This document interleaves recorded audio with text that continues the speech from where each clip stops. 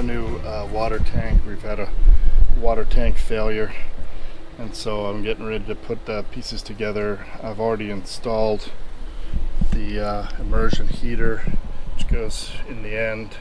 This is the electric portion of it that heats by electric power.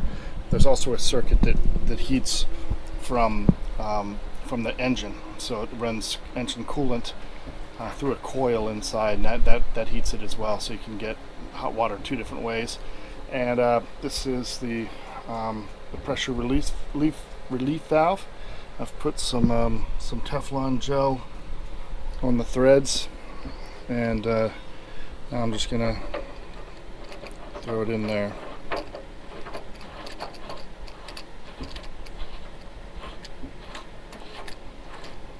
Just like so. I'll snug it up here in a bit. Well, here's the old water tank. Not particularly pretty, but it's just dripping. I think that there's been here you can kind of see it's filled up here on the top with water, and it's dripping out the top. It's just not holding water pressure anymore. So we're gonna have to take all that apart, and then I got a new tank here, a water pressurization tank. So I'm gonna put that together as well. We'll just replace it with the newest version of it, because that wasn't working so well either. Our pump was cycling a lot. Well, our freshwater pump was cycling a lot. So we're gonna pop this bad boy out of here, and then we should be good to go. It's the same company, and it's the same product. The only real difference is the new one, unfortunately, is 11 gallons instead of 12. But I have to say, this electric heating element, whether the engine or the electric heating element, it heats this tank in like 15 minutes. So it's not a real big deal, I don't think. I would have preferred the 12, but what are you going to do? They don't make it anymore. Next,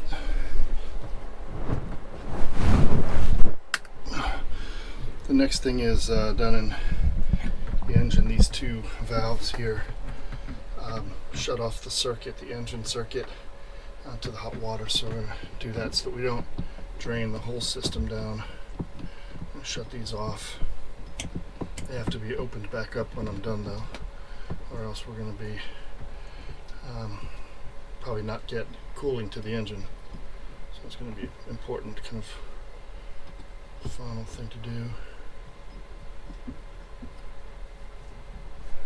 All right.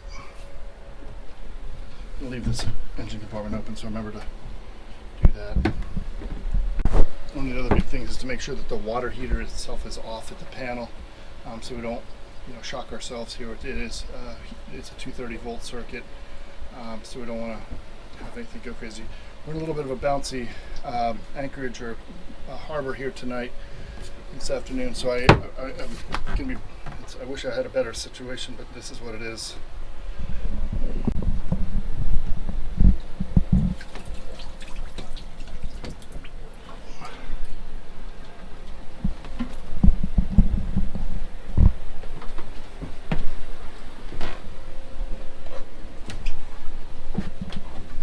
Is this our new water heater?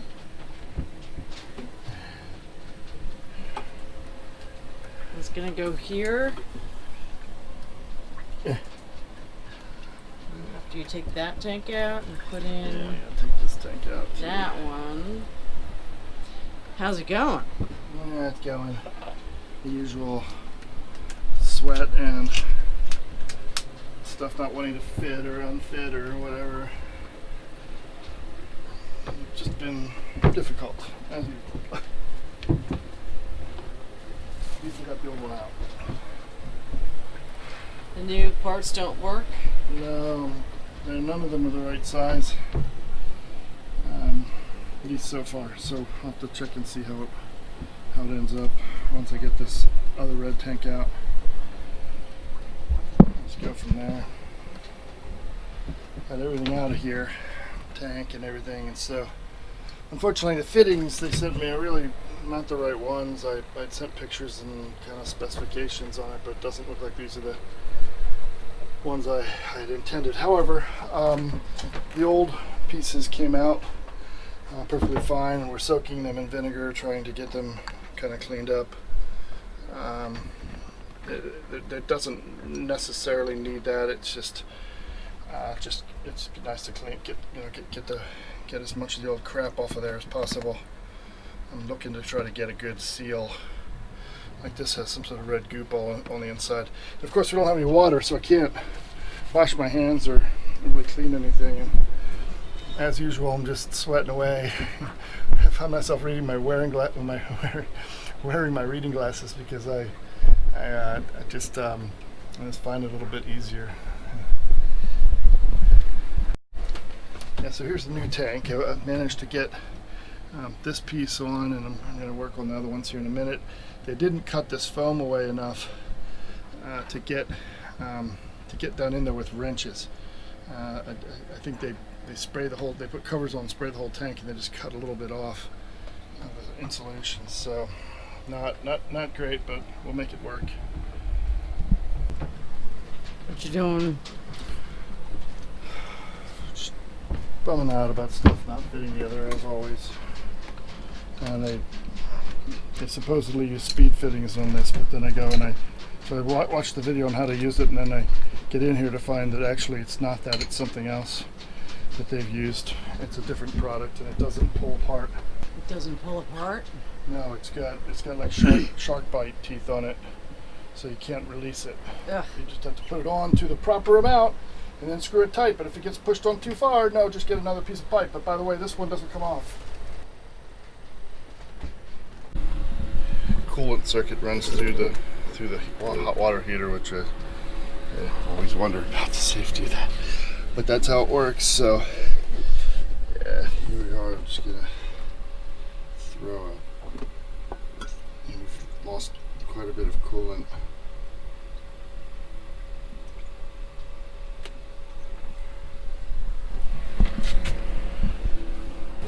Well, this is the final product.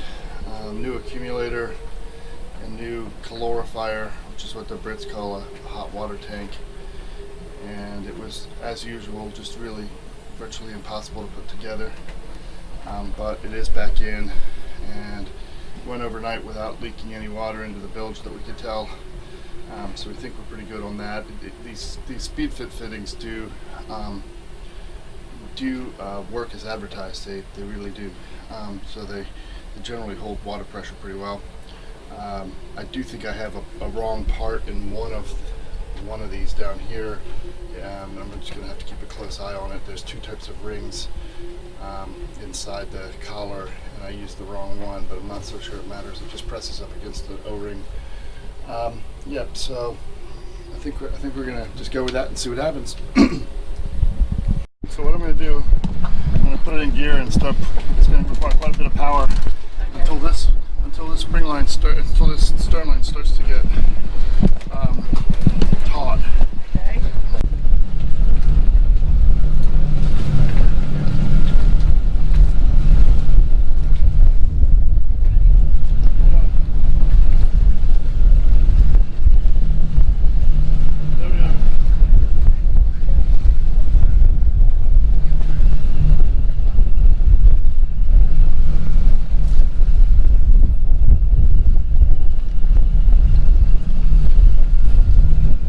Yep.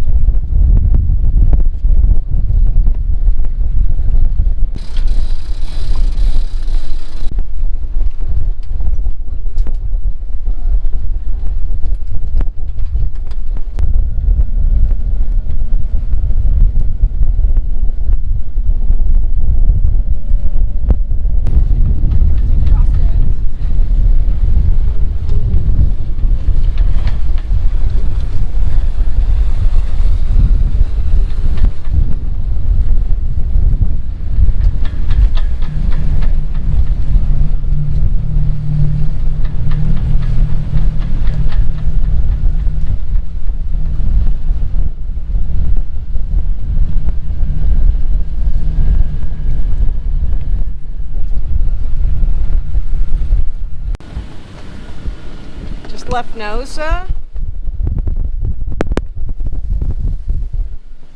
Coming out through a cut. It's kind of straight into the headwind. So we're motoring out until we get out around the corner a little bit. Some folks are already sailing.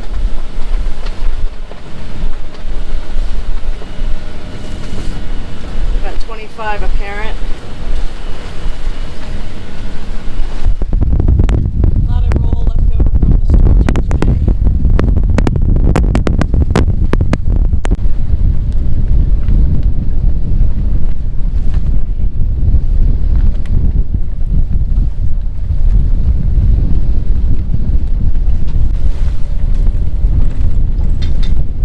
Okay, that's enough.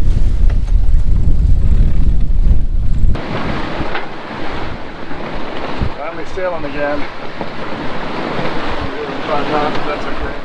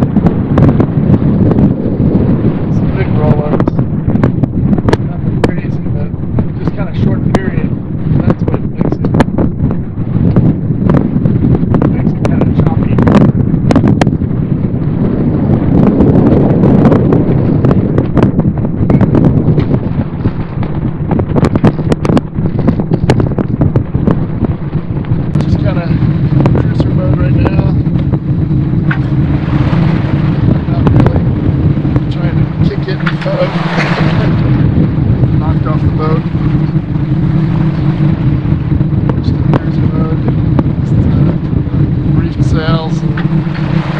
Almost trying to make the sail a little longer so we can enjoy it.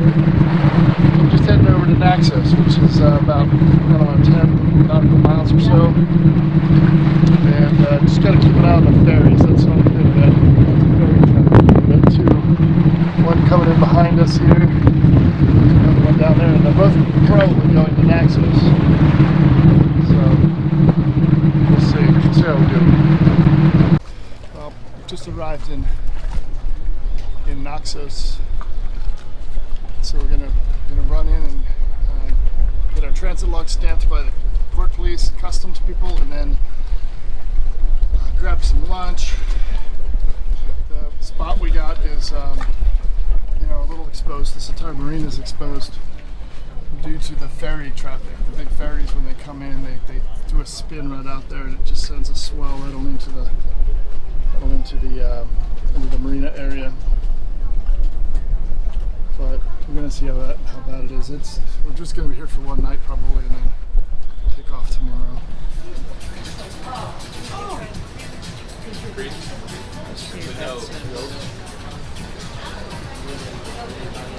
Atlantic Coast Guard. Atlantic Girl launched 1,000 ships. Go see the man at the Coast Guard. Okay, sounds good. It's after 2 o'clock. All right. You go see him. See you this way.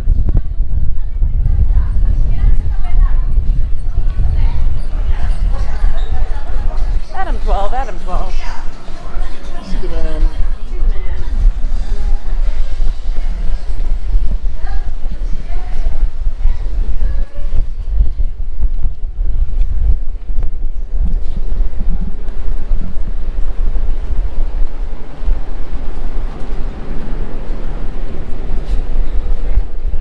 Papers.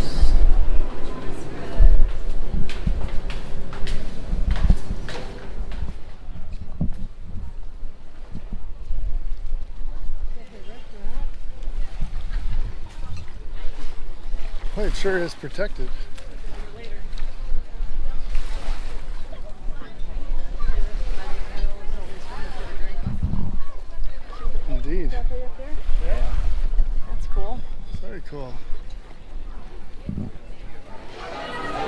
This is what Greek taverna life is like at night. It's just great food, relatively inexpensive. The Greek people are just the greatest folks in the world. They are so nice and cheerful all the time that they have trouble being jerks, and that's a great thing. Here we are at Meze 2 in Naxos town. There's the beautiful girl right there. This is just the harbor front. Some would consider this a touristy area, but in reality, this restaurant was highly recommended, and the owner served us and recommended food, and in all cases, it was delicious. So, very, very happy there. And Talisman is just over across the way, and that's what we're doing.